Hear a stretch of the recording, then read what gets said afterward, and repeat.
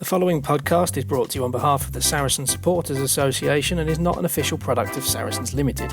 Content provided voluntarily by our guests and contributors are of their own opinion, which may change over time and should not be taken as fact, particularly as the podcast hosts are regularly talking drivel anyway. If you've got some drivel of your own you'd like to share, you can find us on Twitter and Instagram at fezcast_SSA. You can search Facebook for the Fezcast, or you can email fezcast.ssa@outlook.com. You're listening to the Fezcast. Well, hello everyone, and welcome to the Fezcast, officially Apple's third most popular podcast in Portugal. I've had to get that in somewhere, didn't we? I'm joined by Sam Norris and John Mannings at the moment. We've got a few bits to go through before we start the show. Obviously, unless you've not been looking at our social media or anything, you will know that we have got an interview with Saracens CEO Lucy Wray coming up, which is the main feature of the show. But first, we should obviously talk about some of the club news that's coming out. The main thing, we're recording this on the Monday night, and today Saracens have officially confirmed their squad for the season. The biggest news over the last week is, of course, Nick Isiekwe, who has a fairly long-term injury, it looks like. And we have been scouting around for second-row replacements, but it doesn't seem like anyone's coming just yet, although we've got 2 days until the show goes out, so naturally that means someone will be signed up tomorrow. But Sam, John, either one of you, what are your thoughts on seeing the squad as a whole now? The squad looks really strong, but the second row options without Nick Isiekwe just make it because of how good he was last season, it leaves a big hole to be filled. And I know we've got, Theo McFarland, who's listed as a back rower who can play 4 or 5. It's a bit of a worry because obviously Maro Itoje is going to be away for large chunks of the season, and I wouldn't rule out Hugh Tizard joining him in the England squad sometime soon because he had a really good season last year with Quins. He played really well against Ampthill, and I think he's a youngster that's only going to get better and better. But yeah, hopefully he doesn't get picked up too soon, and we can Hunter Hill and Tizard can remain fit and ready and firing, and so can McFarland, and hopefully we'll be all right, barring any long-term injuries. But just want to wish Nick all the best. Not sure exactly what's going on there, but hopefully the big fella will be back and firing fit soon. But yeah, the rest of the squad, honestly, I think it, on paper it looks really strong. But then, as we've seen in previous seasons, you get 1 or 2 big hitters missing for any period of time. It can show if there are any frailties in the squad, they can be highlighted. But yeah, I'm quite happy with the shape of the squad. Yeah, I don't think there's any team in maybe Europe that wouldn't miss a player like Nick Isiekwe, to be honest, in the way that he's playing at the moment. The fact that he managed to work his way back into an Eddie Jones England squad is, I think, tantamount to how good he living well is, because very few people get a second chance with that fella.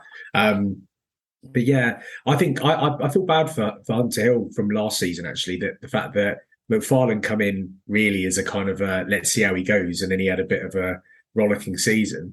So maybe Callum Hunter Hill's got a bit of a point to prove. So actually, I'm looking forward to him stepping up and stepping into that role that probably Nick was going to be part of. But yeah, I think the squad's got decent balance. Well, I say balance, we've got about 5,000 tight head props, but apart from that, I think it looks really good. When you compare it to some of the other squads, we're no better or worse compared to them than we were last season. I think every squad has had to tighten up a little bit, and ours is no different. Obviously, as John said, to lose a player like Nick is going to be tough, but we're Saracens and we have this amazing academy that seems to continually roll out new talent. And every season I get more excited, I think, when we don't necessarily sign too many players, because I'm like, it means that they know that there's someone else coming through that they're going to give that go-to. A couple of years ago, it was the likes of Malins and Earl. Last season, I know he didn't come through the academy, but we managed to find a diamond in the rough in McFarlane. We just always seem to have somebody coming through that seems to be the new star of the season.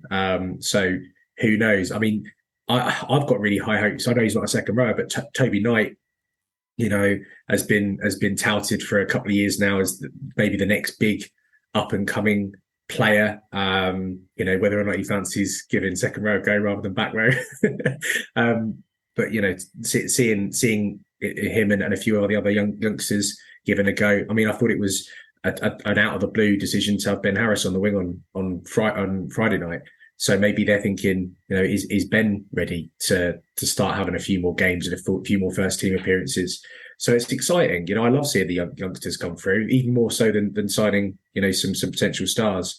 But of course, the elephant in the room in the second row is, are we going to be bringing back a certain ex-Lions international to fit into the gap for a few games, for 6 months or so? Who knows?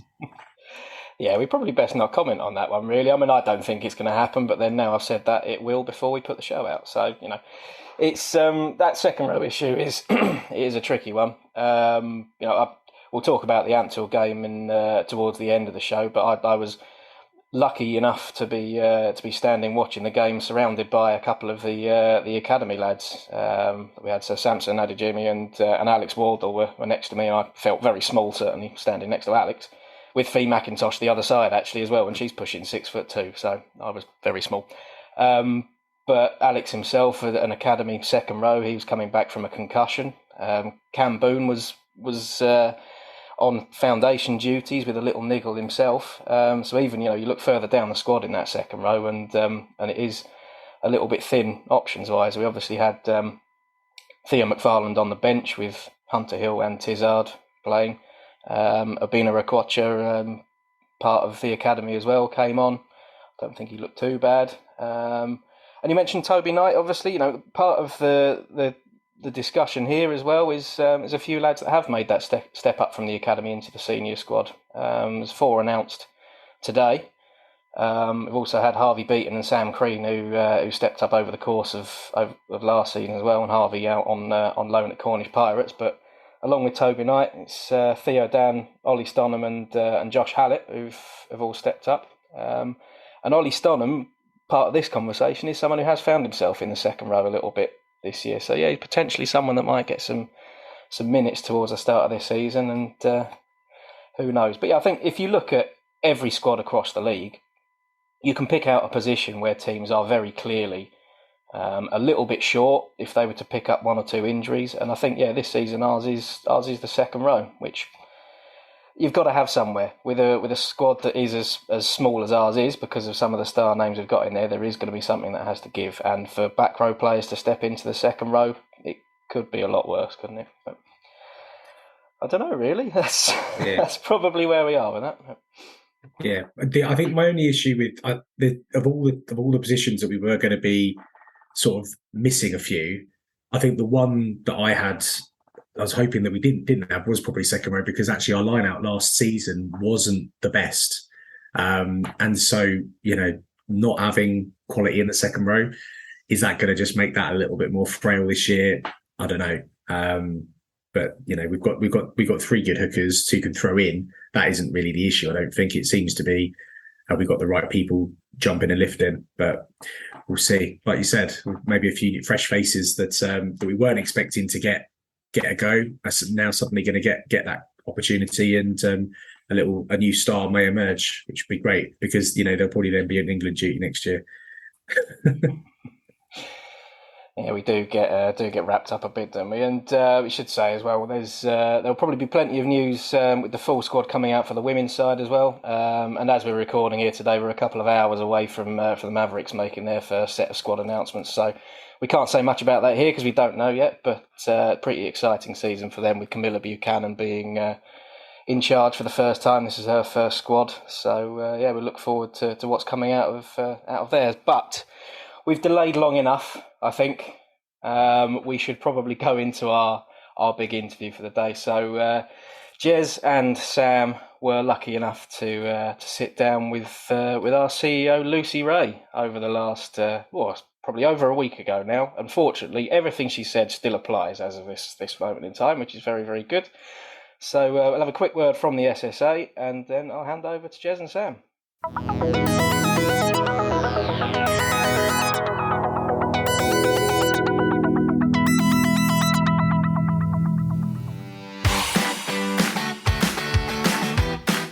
You are listening to the Fezcast, which is proudly sponsored by the Saracens Supporters Association, and I'm Alison Davis, one of the SSA committee.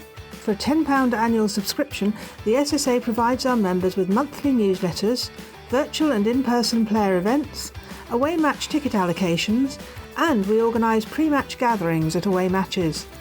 We sponsor men's and women's players, and we support the Saracens Foundation Track Club on behalf of our members. On top of all that, every year we have a seasonal SSA badge, which is exclusive to members. Where else can you get that much value for a tenner? Join now at membermojo.co.uk/SSA, or come and see us on match day in the Oasis at the Stonex. This is the Fezcast. Welcome to the Saracens Support Association, the Fezcast. We're joined by a very special guest, someone that we wanted to speak to for quite some time, CEO of Saracens, and the lady who's in the know of everything, we hope. Certainly got some questions asked, but Lucy Wray, welcome to the Fezcast. Thank you for joining us. Thanks so much for having me. I'm looking forward to it. I love chatting to everyone in the Saracen Supporters Association of fans, because it makes you kind of understand your responsibility to everyone, because you can feel how much it means to everyone. Well, absolutely. Well, we've got some really good questions. We put the fact that we would discuss this to Sam and the other guys, the new presenters, and me and Matt. We've come up with some good questions. But first of all, just wanted to ask you a little bit about yourself and your history in rugby, and just give us an introduction to you as a rugby fan, because you are, at the end of the day, despite having all the titles and whatever and the responsibilities, you are a rugby fan, I presume. So, obviously your family history is very much around the sport of rugby, but I mean, would rugby be a sport you would have followed anyway, regardless of your family history?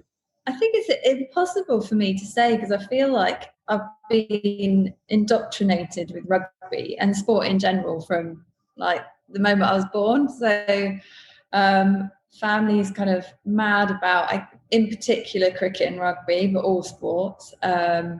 And I grew up throwing a ball immediately, and so. Like my first memory of Saracens, I think I was 14 or 15, and we were at Bramley Road, and obviously the James Winers had approached my dad to get involved, and Michael Liner was coming to the game, but nobody wanted anyone to see Michael, and so Michael couldn't be anywhere near my dad, just in case people put two and two together. So I remember I had to look after Michael Liner at 14 years old and sit with him in the stands, and he was wearing like a hat in disguise. So that was my literal first introduction. But before that, I guess I as a little girl, kind of remembered my dad playing for the Old Millhillians and just always being around rugby. So it's quite hard to say whether I would have, but I love it. And I've always followed it. Went off to Bristol University and drove back every weekend to watch games, and so I think it's well and truly in my blood, under my skin. Absolutely. Well, that's fabulous. I mean, next question is, you spent all those years watching the sport, watching Saracens grow. Who's your ultimate Saracens? I said hero, but I mean heroine as well. I mean, obviously the women's side of things. Who's the player that you've enjoyed watching the most? I think when I first saw that question, I didn't immediately think of a player, actually. I thought, for me, there's a gentleman called Peter Deakin.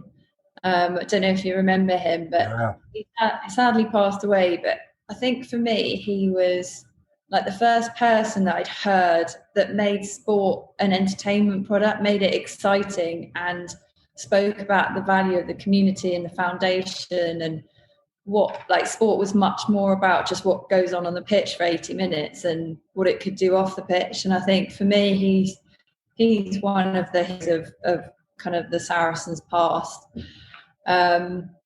Obviously, I know probably a bit cheesy with my dad. I would say, a lot of what the values that he represents and how he's always wanted Saracens to be much more than just a rugby club.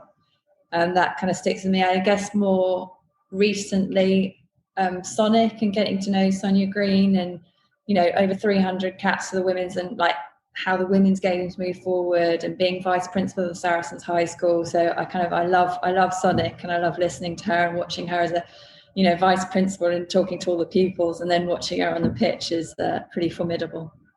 Well, yeah, absolutely. I mean, 3 fabulous people there to mention. I mean, Peter Deacon, and not just for Saracens, but I think the sport of rugby union in general and rugby league, of course, as well. He's heavy involvement in that sport. The last question on this side of things is, what's your ultimate Saracens moment? What was the moment that you look back and say, if I could bottle that up and keep it somewhere, what would it be?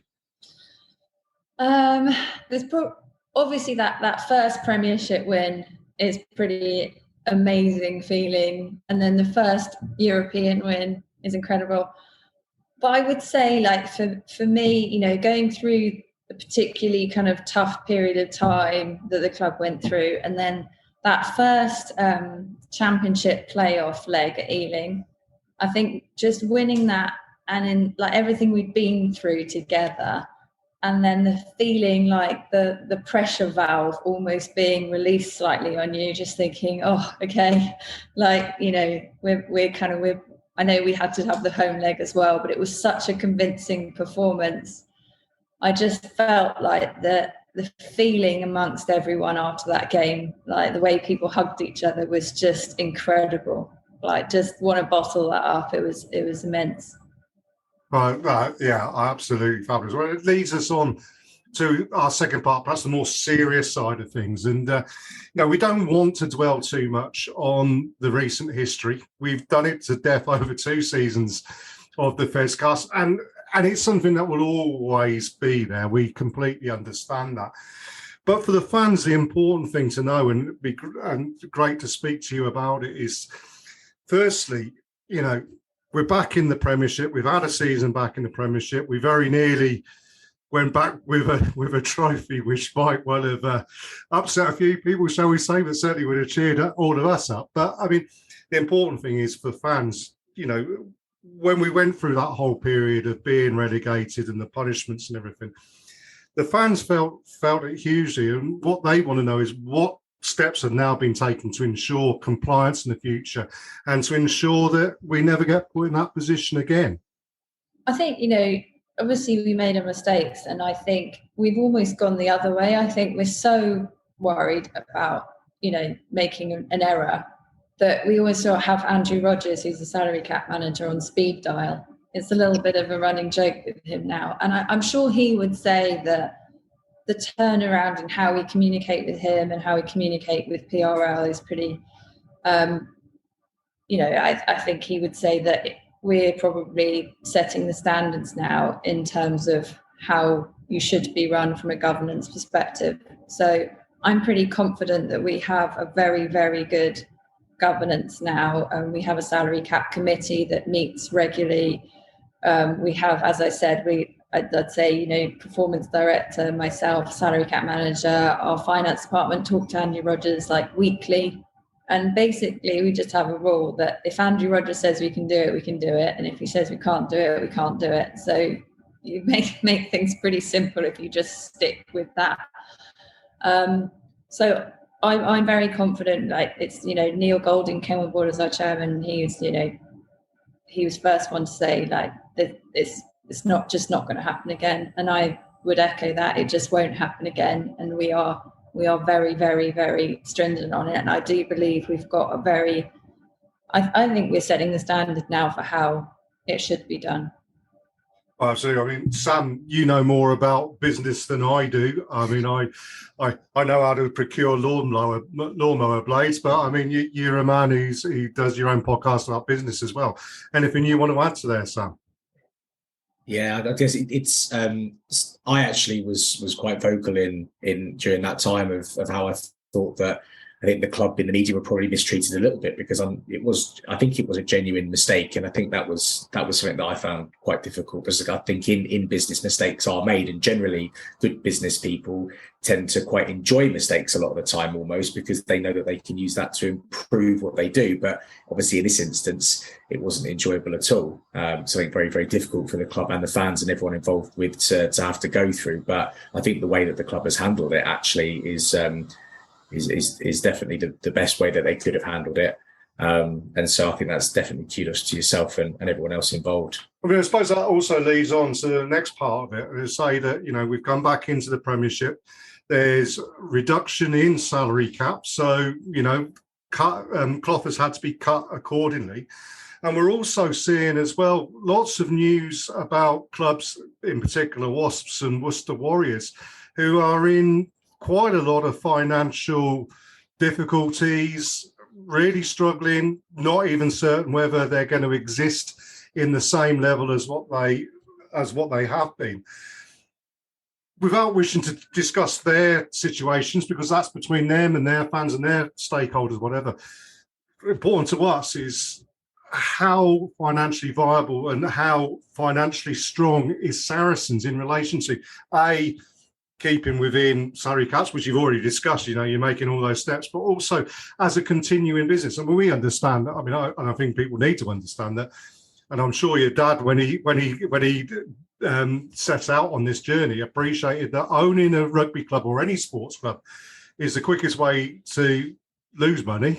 It's never a way of making. Anybody who comes in hoping to turn a profit is probably not going to be happy at the end of the day, as we're seeing with other clubs. But what going forward, what investments are Saracens able to pull in to ensure their continual financial viability?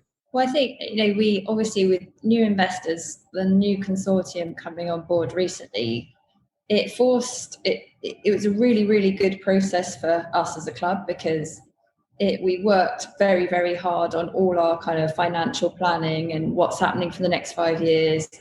What do we want to achieve? What funding do we need in place? Because we all kind of discussed that financial sustainability, financial stability is, number one, the most important thing, because we can't be ambitious and achieve everything we want to do on and off the pitch if we are, if we don't have the finances and we're worried about cash flow month to month. So that investor process, it was very, very good, because we pushed, as an executive, we pushed really hard on all our numbers, and it was like stress tested the model of like, right, is this ambitious, too ambitious, realistic? And that we did the capital raise of 32 million. And that was very much based on a plan that we still think is very achievable, of getting the club to a break-even position. And it's set out all the funding we need to sustain the losses in the short term, but also invest. So we've just, obviously with Barnet Council, invested in the West End, but that required a bit of funding. We're investing on the site here with more covered space, a children's playground, improving that matchday experience. So this is only, I guess, we wanted to care for our people. We want to have fun. We are obviously ruthlessly competitive and wanting to win. Trophies are not the be all and end all, though. Like, we want to create something that we're all really proud of to tell our grandchildren about. And that is about being at the forefront of the women's game. Our high school, our foundation programs, this site and how incredible it could be for Barnet and the local economy. So that requires funding and it requires stability, and the part of that capital raise and bringing those investors on board has given us that. So we do have a very, stable financial backing. We've got cash in the bank. We haven't drawn down on the investor funds for, that were due in July. We haven't needed to. The strength of the brand through COVID, through everything, you can tell by the number of new big, brands that came on board with us, shows the strength of the Saracens brand. They're also multi-year contracts, so we have stability there because we know what's coming. So I'd say I reassure everyone that we are in a very good position. The losses are trending in the right direction, and we have a very clear vision of where we'd like to get to. That's fabulous to hear. I mean, and the last thing I wanted to ask on the side of this now is that, and you've detailed so much stuff that Saracens again are doing well, and I mean, I think it's not unfair to say that when it comes to new innovations or new ways of doing things, Saracens are always at the forefront. And again, that goes back to Peter Deacon's time at the club, when the club became professional and the game became professional. And again, you're doing it. Obviously, hark back to the recent history, though, are you seeing throughout the game at the level you are at? I mean, we don't as fans, because you still get the keyboard warriors out there who will come out with a salary sends and all of that. You know, that will go on forever. But at boardroom level, when you go into Worcester Warriors or Wasps or Northampton or Exeter Chiefs, are you seeing that there's a line drawn underneath it? Saracens have done what they've done, they've improved, and you're all working together to, at the end of the day, you've got a product to promote. Our ballroom level, all on the same spreadsheet, as it were. Yeah, I mean, I think weirdly, COVID and the pandemic it helped, because it kind of brought everyone together, because we had to all work together. So instead of kind of, it was before my time really as being CEO, so I wasn't involved, but my understanding was that there was, obviously the digital world wasn't quite what it is now. So there were physical meetings, but they were far and few between. Whereas the pandemic hit, everyone moves online, and suddenly, all the owners and the CEOs are meeting weekly and kind of sharing their problems, trying to find solutions together. So I think that very much helped us, because, you've got to spend time with people to build those relationships. So, I was on Zoom. I'm on Zoom calls with the owners, every few weeks. I think Nigel Melville coming into the role and kind of chairing the owner group has been a really, really good move by PRL. Just giving one person who can kind of collectively kind of understand the individual clubs, and we've all got different business models and different problems, and he's been brilliant in trying to kind of get everyone together. So I would say I think relationships are very good. Certainly with the PRL exec, Simon Massey-Taylor, coming in as CEO, I think he's made a massive difference, and the impact he's having can already be felt. So I think the PRL exec has been hugely strengthened. I've really enjoyed working with them. And then at RFU level, again, I've loved actually being part of a women's steering group as to where women's rugby is going and how we professionalise it and what journey that takes. And obviously getting to know, spending time building relationships and almost kind of giving back a bit as well. So I think that's been a good process. So I would say, yeah, in short, I think relationships have moved on. There's been bigger problems to tackle, that's almost been like a galvanizing factor to get everyone working together. Well, absolutely. Well, perhaps we'll change we got it at the agenda. I'm going to change the agenda slightly around here. But I'm going to ask you that we've mentioned Premier Rugby, we mentioned the RFU, and the fact that you're all working together. From Saracens' point of view, what would you like to bring to the table going forward for everybody to improve the products that we have? We know there's lots of competition at the moment. You've got the 100 cricket on. You've seen successful women's football with the Euros. You're hopefully going to see success with the Women's Rugby Union World Cup coming up in 5 to 6 weeks' time. But what, a saturated market, what does Saracens think should be brought to the table to make our sport stand out amongst the crowd? For me, it's accessibility. So it's accessibility for everyone to the game. And I think it's something we, as a club, have been really good at, and we will keep pushing at. But so through all of our foundation programs, also, our foundation are operating in, I don't know the number of, state sector schools, and bringing rugby into their lives. So we can't just rely on rugby in the private sector. We've got to, that phrase, you've got to see it to believe it. I think we've got to continue to make rugby as accessible to everyone as we possibly can. Disability rugby programs, working on the diversity of the sport, the inclusion, the equality. And I think it's something that we can really lead on as a club. And that will just feed naturally then into growing our audience, because we just, as a league and as a club, we've got to grow our audience. We've got to continue to be able to speak to more and more people and access more and more people. Well, actually, it's funny. I guess it kind of goes back to one of the things we had in our sort of list of questions, which was talking about the development of the stadium then, because one of the things I find funny is that we're such a successful club, but we've actually got one of the smaller grounds in the league, albeit we love going there. Is that something that you feel that we need to sort of improve on as well in order to do that and expand that as a club, kind of our following? Is that part of the reason why, we've developed the West Stand and all that sort of stuff? Yeah, I think we constantly need to improve the matchday experience. So obviously the West Stand before wasn't the best matchday experience.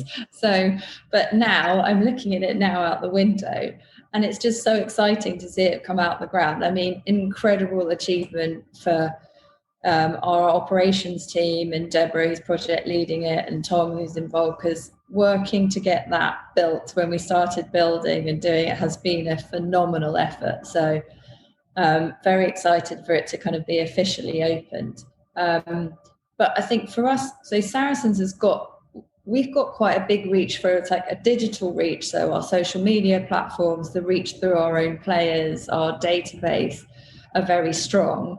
We obviously have to work harder being in North London for people to get to come to the games, because we're up against basically Spurs and Arsenal and a million different competing factors on people's leisure time in London and Hertfordshire. But that's fine. We just know that we've got to work harder to get people to the ground, which is part of the experience. And we listen to you guys saying, right, more covered space. So we're investing in more covered space behind the North Stand, a children's playground area that's just going in with a sensory garden. I think we're quite lucky on this site. We kind of describe it as maybe London's last boutique stadium. Because, we've built this on greenbelt land, which makes it absolutely stunning, but does mean that you can't put a huge monstrosity of a concrete block here. So we are going to have one of the most beautiful, we do have one of the most beautiful stadiums. In time, obviously, we'd love to be able to develop the North and South stands, but we need to look after Shaftesbury Barnet Harriers, the athletics, who kind of share the site with us. So there's, we're working with them. But yeah, I mean, in terms of capacity with the new West, we're just under 10,500 with standing. Obviously in time, I think we would like to get up to the kind of the 15,000 as we look to develop further. But for that, back to that audience growth, we need to work hard. And there's all sorts of fancy stadium sellout models that we look at, and that you need a certain number of seasonal members, you need a certain number of people who come to 2 games a season, a certain number of people that come to 1 game a season, a certain number of people on your database. We know and we measure all those metrics so that we'll almost know whether we can sell out a 15,000 stadium before we build it, which is what we need. We need to be a demand-led business. We need that scarcity value of seats, and we're not there. We're on average 98% sold out for the Gallagher Premiership games, and we're looking to build on that. So, but yeah, that's kind of part of that 5-year plan we looked at, is very much around how important those audience growth metrics are in terms of enabling us to make good decisions moving forward, and where we invest and develop the stands. Does that have a sort of a knock-on effect on the sort of facilities as well? Because I know that particularly last season, I think we struggled a little bit from a sort of drinks and food perspective. There was lots of crowds because obviously the West Stand hadn't officially been open and the facilities weren't all there yet. But do you have those same kind of metrics then in terms of how many people working behind bars, how many food outlets that you would need on a match day as well? Does that all come into it? Yeah, so all of that, we're constantly looking to improve that offering, and that the covered space I mentioned behind will have additional bars and additional food outlets, and we're looking at how we can keep on improving that. So yeah, we look at all of that. We look at the queues, and obviously there's certain queues you can't avoid. The 5 minutes before the game starts, the half time when everyone wants to have a beer and everyone wants to buy their food. But we're constantly trying to work on ways of queue busting, and we know we need to get better. We need to constantly improve there. But yeah, that would be all things that we're looking at. It's beneficial to us because the quicker you can get a pint, the more you're going to drink and spend. So, yeah. The other point is Gordon Banks joined the SSA AGM a few weeks ago and was talking about the new stand and everything, and made a very big thing about the environmental sustainability. You know what I'm talking about. The environment impact. There you go. I'll put it. But yeah, how important is that as well to the Saracens? That not only are you building a world-class stadium, but it's also, you said it's on Greenbelt. You can't build a concrete monstrosity, but it's got to be, environmentally friendly. It's got to be economically energy efficient, etc., etc. I mean, how important is that to the club? Unbelievably important. I think, the minute we moved to this site, we had to do it anyway because of being on Greenbelt. So when we built the East Stand, it was built to something called BREEAM Excellent, which at the time of building it was, it had solar panels on the roof, ground source heating, rainwater reharvesting. We've got badger boxes behind the East Stand and all sorts of animals sharing the site with us. We have a fox that, the security who work here look at on CCTV that crosses the pitch most evenings. But so it is very, very important. And the more commercial partners we speak to, the more they want to talk to us about sustainability and women's sport, frankly. They're the two things that I think a lot of companies are looking at. So it's not only the right thing to do, it's also commercially very important for us to do. So we have looked at something called Saracens in 7, which is kind of a pathway to being carbon net zero, and what we want to do in terms of what we kind of lay out as our kind of goals to achieve in the next 7 years from a sustainability and an environmental perspective. So it's something that we're looking at, how we're on board some commercial partners who are sustainability partners, especially in that area, and how we do EV charging points and all sorts of things. So in answer to your question, it's a very big area that we are looking at. We've already done a lot of work on in the last 2 years. That's fantastic to hear that. I suppose that does lead me back, though, onto the future of the club and also the future of the game, because obviously there's a huge amount of investment that goes into creating this. But then we're in a precarious position of a bad season, and where we don't play as well as we could do, results go against us, whatever. There's that sort of Damocles hanging over you of relegation. Now, season 1, we talked to Mark Evans, who's a former coach and member of the Saracens team back in the very early days of professionalism, and he's a huge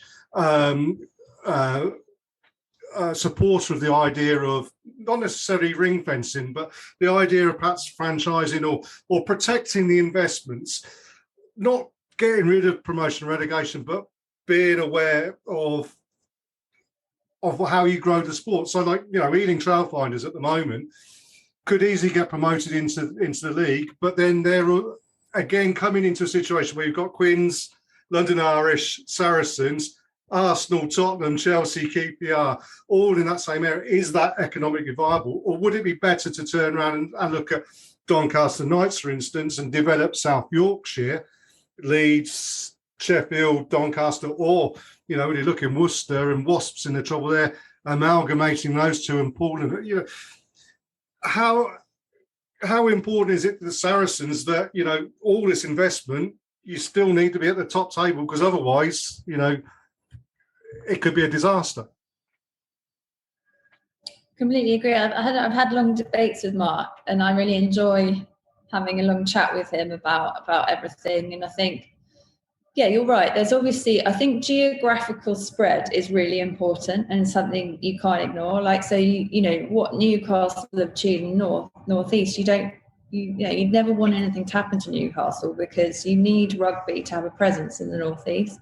And likewise, it would make sense to have a presence in Cornwall or Leeds, because they're areas, the academy territories, the only academy territory that's still with the RFU is the Leeds Academy, because there's no Premiership presence there yet.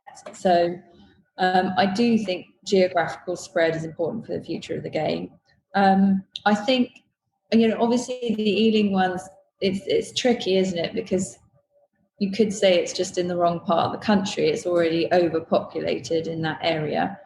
But then I do feel if you've got a really ambitious, aspirational club that can demonstrate not just on pitch, but off pitch, commercial, future plans, then, you shouldn't just knock that on the head. You've got to allow that opportunity and that aspiration, I think, in some manner. I don't know what the right mechanism is for that, because I do agree with Mark as well that you've got to protect as well all those clubs that have invested huge sums of money over a long period of time now, and investment and future investment into the league. And if you said to any business, oh well, if you had a bad 12 months you could be kicked out the industry for good, I mean, it'd be very difficult to find investors on that basis. So it's definitely not easy to solve. But I think geographical spread, I think you should never close the door on aspiration, on a really good aspirational, basically business, because we're all in the business of sport. But yeah, I've probably gone around the houses answering your question. I think that there was, you tell me if you agree, Jez, quite a bit of buzz of excitement at the prospects around English rugby about the prospect of Ealing joining the Premiership. A new face. They played quite an exciting brand of rugby, albeit, we did a bit of a job on them in the finals, I should say, a couple of years ago. But then there was also the same collective, I think, frustration in the community that they weren't allowed to go up. And it seemed as though it was purely on the basis that they just didn't have a large enough stadium. And some have quoted, ourselves as having gates of 7,000 or 8,000 on certain games last year. Newcastle the same. Why should a team like Ealing not be able to play in the Premiership purely because their stadium couldn't hold 10,000? I'm sure there's lots of other reasons, but certainly I felt there was a lot of frustration around the rugby community as a whole in England for that. And I don't know if you had any thoughts, or maybe you don't want to share those sorts of things, but only that I think the minimum standards have been in place for a very long time and they haven't changed. So the minimum standards, one of the key things is a 10,000 seater stadium. Whether you agree with that or not, that hasn't changed. So there's always been complete clarity over that. So I think it's kind of a little bit unfair to say they were kept out, because they always knew that was one of the things. I mean, whether you agree that's right or wrong, regardless, it wasn't suddenly kind of thrown into play last minute. I do think for the future of the game, we've all got to think about, what it's going to be like in 10, 20 years. And decisions you make now will have ramifications on what that will look like. And I think from a broadcast perspective, even the, we look at the women's game and where it is now, it's not where the men's game is yet. But perceptionally, like if you start playing Saracens women's games on the main pitch at StoneX Stadium, it sends a message to everyone. Okay, this is a great product. It's a great broadcast product, and it deserves to be out there. And yes, we're not there yet. And yes, we're not, getting big crowds yet, but it should be played in a proper stadium. And that kind of is the same argument with the minimum standards for the men's game. The minute you loosen that, you're basically saying that, we're never going to get to the big crowds and the 10,000 crowds. And it could damage the perception of the product, and certainly damage the broadcast product, because it just won't send off the right signals if you're not in a proper stadium. Absolutely, I totally agree. I mean, you don't have to achieve 10,000 people at every game, but you should be able to achieve 10,000 people at every game. And if you are able to achieve it, at some point, the hope is that you will achieve it. So, I mean, it's like a self-fulfilling prophecy, I suppose, isn't it? You mentioned the women there, though, Lucy, and it's really important, I think. One of the questions that was asked, and I think we know the answer already, because throughout this conversation you've been mentioning it, but also, we support Saracens Mavericks as well. we will always big up the foundation and the great work that they do with diversity and disability, sports, whatever. And as I said, throughout this, Saracens have always been at the forefront of all of these innovations and ideas. How important is that whole joined up aspects of the club, from youth, senior men, women, Mavericks, and the kids? You know, friend of mine, Mark Sindol, who turns up for the disability and sessions and everything, and thoroughly enjoys it, and everything else you do in the community. Because I think at the start we talked about how people coming in to work about profit. I think the one thing that Nigel understood when he joined the Saracens journey, and I think it's something that comes up when you talk about the Duckworth family at Worcester, is they understands that the rewards isn't always trophies, it isn't always profit on spreadsheets. The rewards is being part of a community and creating something that brings people together.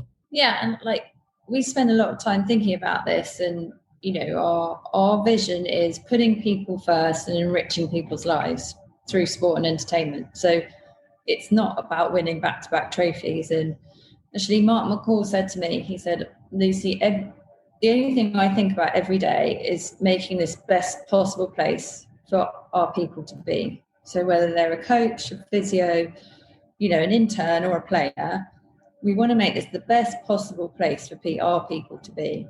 So where they have their memories, where they love coming to work, they love, their friends, you're having fun, you're enjoying it. Obviously, we're all working really, really hard. But for me, that's what we're trying to do. We're genuinely caring for people.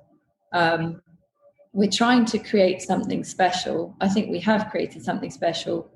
The consortium investors who come on board, they've all got, most of them, a long history with Saracens. They're completely bought in with this. And they want that as well. They want, Saracens to be one of the biggest global brands in rugby for all the right reasons. So I genuinely believe that we don't measure our success in trophies. And obviously we're not denying that it's a lot of fun winning trophies, and we probably wouldn't be having so much fun if we were constantly mid or bottom table. But there is something much bigger than that, and that involves our women's teams, the Mavericks, the women's team, our high school, our academy, how we care for people, how we look after people, how we work with Barnet to achieve what they're trying to achieve in the local borough. So it goes far beyond the pitch. I know it might actually sound quite cheesy to say, but I talk a lot about how proud I am to be a Saracens fan, because of everything that the club does over and above just sending 15 lads onto a pitch on a Saturday afternoon, or 15 women. Little things like the high school. I remember retweeting the news of that happening, just saying, if anyone wants to know about what it's like to be in part of the Saracens family, this is it. I remember there being a load of backlash when the team sheets came out and it said Saracens men rather than just Saracens. And people said, well, why is that happening? I said, well, because that's not the Saracens women's team. And I love the fact that we were an innovator in doing that as well, to really, as you say, it's a little bit like those minimum standards things, isn't it? Well, we should be specifying this is the men's team, this is the women's team. They have equal importance. And it's all those kind of things that just make me, incredibly proud to be a Saracens fan. As I said, not wanting to be too cheesy, but definitely wanted to get that in there. I love that. I'm not. We still got stuff to do. We still got a lot of work to do, and keep improving, keep innovating, and basically, we would never want to be complacent. We would never want to think that we're doing everything right, because nobody's perfect, and so I constantly think about how we can get better. There's always someone out there doing it better than you, so you've got to try and keep pushing the whole time. Well, that's absolutely fair to say. And the important thing I was going to add to that as well is that that's what we want to do with the Fezcast. So we're proud to be part of the Saracens family in our little small way. And it was the ethos that Matt and I brought to the Supporters Association when we started this up a couple of years ago, and then people like Sam who've joined us now. And it's great that we did get to talk to you. And I wanted to finish this off by making it clear to you, Lucy, from a fan's point of view. And I'm not speaking for every fan, but I'm speaking for myself as a fan, for my mum and dad who are season ticket holders, and and I'm sure Sam will agree with it. We love being part of the Saracens organisation, and we think you do a wonderful job. That doesn't mean that we won't moan, and we were going to say that if we hadn't heard anything about the new kits this season, then we might have brought that one up. But I personally love the new kit. I've written my letter to Santa Claus already, and hope that I'll have one in my Christmas stocking, if not before. I know Sam likes it. Some people don't like it, but you're never going to please all of the people all of the time. But I think the important thing is the fact that Saracens as a club are open, that yourself, Gordon, the coaches, the board, whoever it may be from the organisation, do come and speak to us. And not only speak to us, so many times you see things where you're speaking to people and they're just there just because they have to be there. You clearly get the impression from yourself and the club that you are engaged. And like you say, there are certain things you don't do brilliantly, and I'm sure there are areas where you get pulled up and full well and you challenge the people within the organisation to be even better than what they already are. But it's great being part of the Saracens family. I think that's really important to say. Good. Well, you guys have got to keep us on our toes. So likewise, we like the dialogue. We like, I must spend at least an hour every day looking at Facebook and Instagram and Twitter and going on the fans forums trying to find out what people are moaning about, because I think it's important. We, and we can't, obviously it's difficult. We only have a certain amount of resource, and we're trying to achieve a lot of things. And sometimes I think, perhaps we're trying to achieve too much and we should be a bit more focused. So bear with us when we don't get it quite right, but I can promise you that we're trying the whole time, and we are very much in listening mode. Well, just bear in mind, though, if you do listen to the Fezcast, most of the moans, at least for me, are about Eddie Jones. So I think I do too. We have the thing #Jez rants, and it's normally about Eddie Jones and his selection policies and his coaching. But there you go. The RFU must have lost my CV, I think, many years ago. But Lucy, thank you ever so much for joining us from myself and Sam and all of us in the Fezcast and all of us Saracen supporters. It's been a very illuminating conversation we've had. We found out an awful lot more about the club, and and I think we're confident that the club's in great hands, got great people driving us forward, and really looking forward to this coming season. Great, and thank you to all of you. Especially the last 2 years, the commitment and loyalty of all our fans has been incredible. Our numbers are growing, so we're up on seasonal members already, and still more coming in. So we couldn't do all this without you all, especially sticking with us through the tough times. So thank you. Oh, it's our pleasure. You don't get to choose your team chooses you, I think, and that's it. And you don't get to change your mind. I'm a West Ham football fan as well, so but Lucy, thank you ever so much. And as I say, all the best for the next season. And please feel free anytime you want to come on the Fezcast or anybody else within the organisation. Please send me the odd invite, and I'd be happy to. Lovely, that's brilliant, Lucy. Thank you very much. Thanks very much. Take care. Cheers, then. Bye. This is the Fezcast.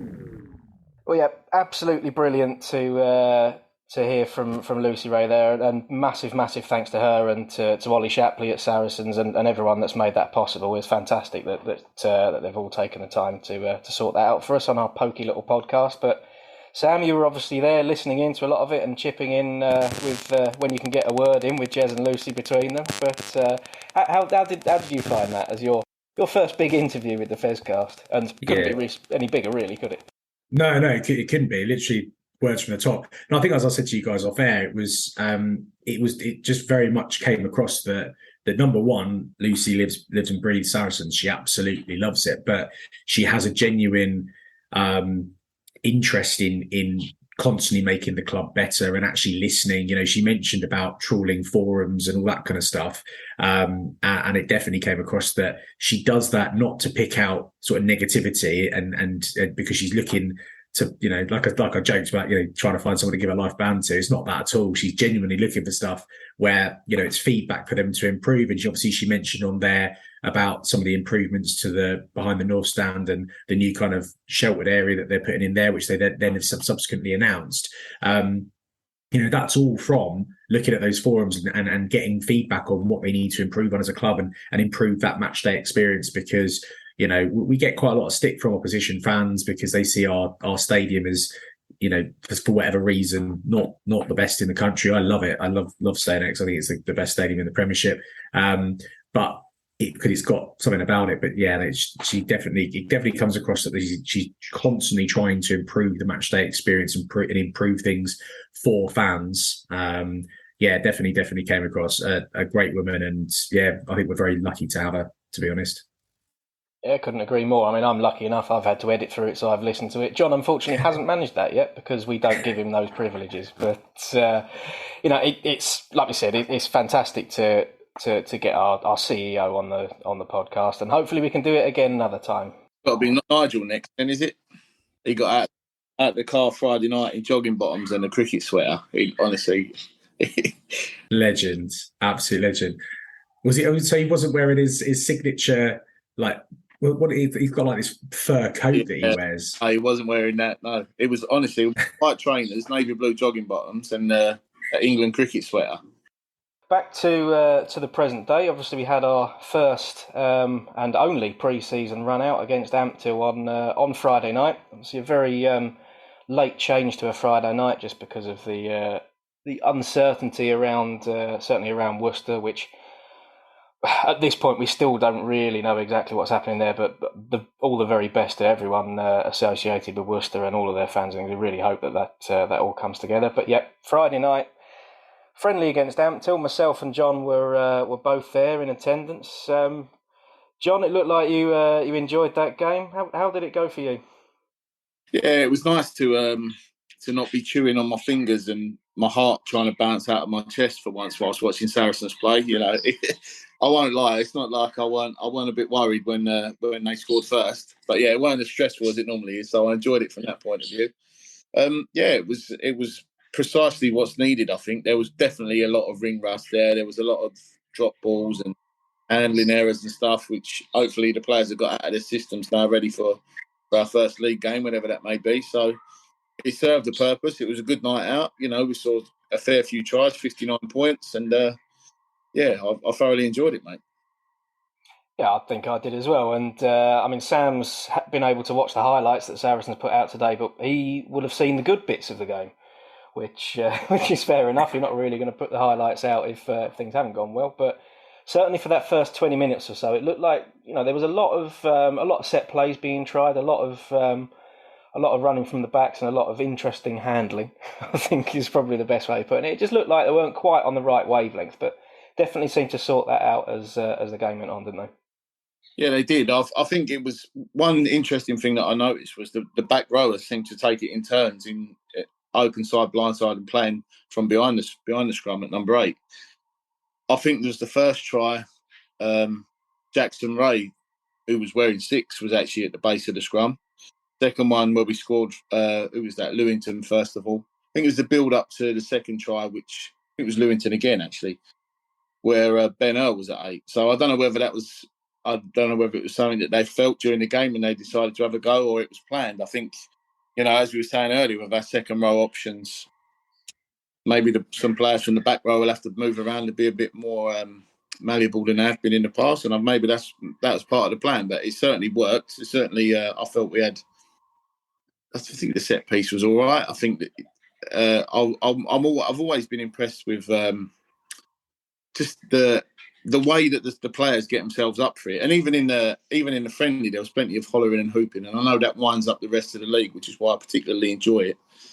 But yeah, from where we were sat, you know, like I say, it was just nice to just be able to just relax for once.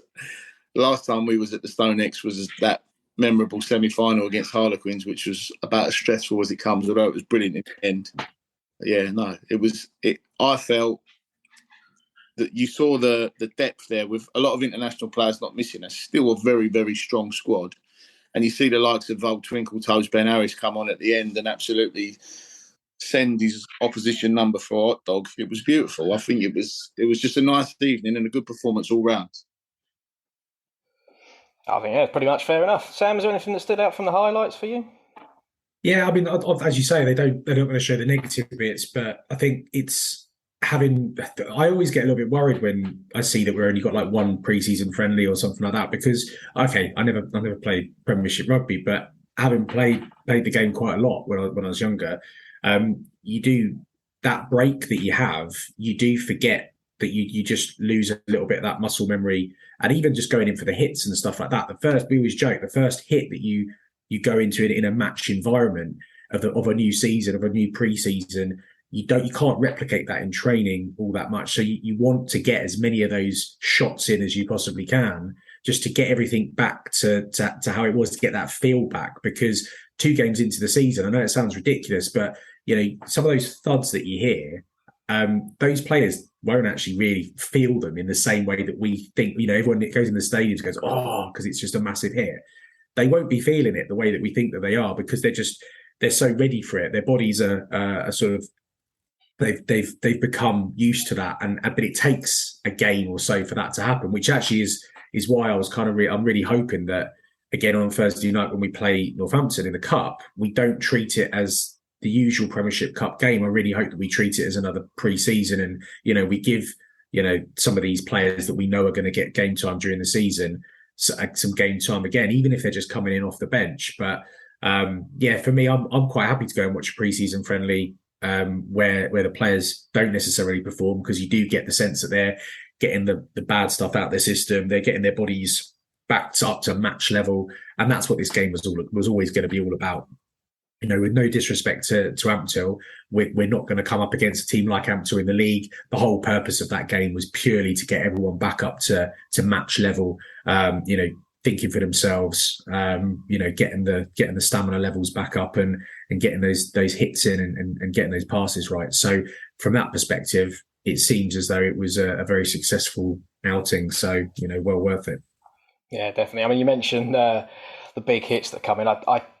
I think it was Andy Christie, and I'm going to have to apologise if I've got this wrong, because I am pretty much going to insult him now. But there was a moment where he was thrown a bit of a hospital pass, and he was totally lined up by an Ampthill back row player, and you could see that Andy was not ready for a big hit this season. That ball left his hands. I mean, he didn't really catch it. He threw it on as quickly as he possibly could and pretty much dived out of the way of a tackle. It was a pretty extraordinary sight. But you're exactly right. It was a pre-season game. It was played like a pre-season game. There was still plenty of niggle in it as well. It has to be said. I mean, there were certain elements of the game, certainly at the ruck, that I think Ampthill actually had the measure of us in some times. But we did. Our line out was a little bit iffy. That's not something we've got rid of yet. But at the scrum, when Christian Judge had the easiest second debut of his life. Like I said at the start, I was lucky enough to be standing next to a couple of academy guys, and Alex Wardle did say to me he knows the loose head for Ampthill has just stepped up from National League 2. So in his first game for Ampthill has come up against the Premiership front row. So there was a bit of a mitigating circumstance for their scrum absolutely folding in half for the first 20 minutes of the game. But I think equally, there were plenty of plays that were given a good run out and a good test. I mean, Ampthill opened the scoring. They scored the first try of the game with a brilliant crossfield kick. So they're definitely going home with some positives from that as well. I actually think one of the other good parts of the game was some of the younger players that came on in the second half. Josh Hallett, who we've spoken about briefly, who's just signed a deal with the senior squad. I think he looked very sharp, as did Brandon Jackson, who came on the wing when he finally got hold of the ball after being on the pitch for about 20 minutes without touching it.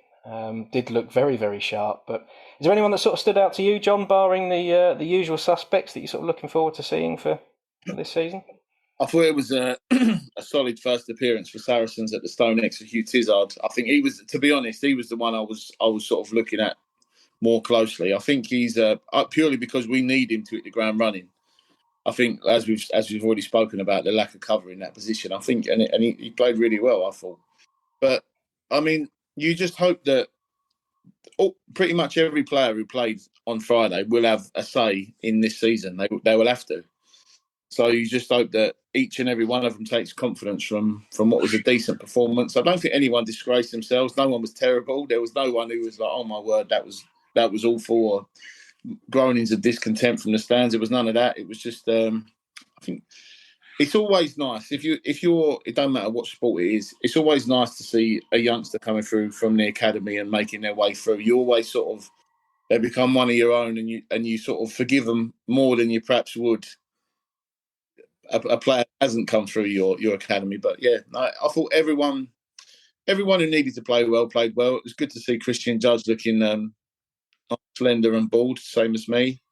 It's going to be interesting to see that number 3 shirt. I think is going to be so hotly contested this season. I saw Marco Riccioni before the game and I asked him how long until he's back, and he said 3 to 4 weeks. So, I mean, and like I said before, Eduardo Bello looked really good. Perhaps not the weekend just gone, 50 odd points they shipped, but he looked quite good as well. And then you've got Sam Wainwright, who had his breakthrough season and then played brilliantly for Wales in South Africa this summer. So, yeah, there's plenty of competition there, and whoever wants to stand up and make the shirt their own, they've got a great opportunity to do so, especially going into a season where we're back at the top table of European competition as well. There's going to be plenty of minutes for whoever wants them. So good luck to all of them. Yeah, it's worth touching on the off-pitch side of things as well. Obviously, you stuck around for a while with your boy Charlie. Plenty of autographs going round. I think Ben Earls owed a little apology as well. I think from what it sounds like. Oh God, yes, yeah. So Charlie got a shirt Friday, got Earl number 7 on the back. Waited for a selfie with Ben Earl, and Ben asked, "Would you like me to sign that?" And he said, "No, thanks." He's brand new, and he don't want it. He won't be able to wear it if it's signed. I can see the logic, but yeah, no.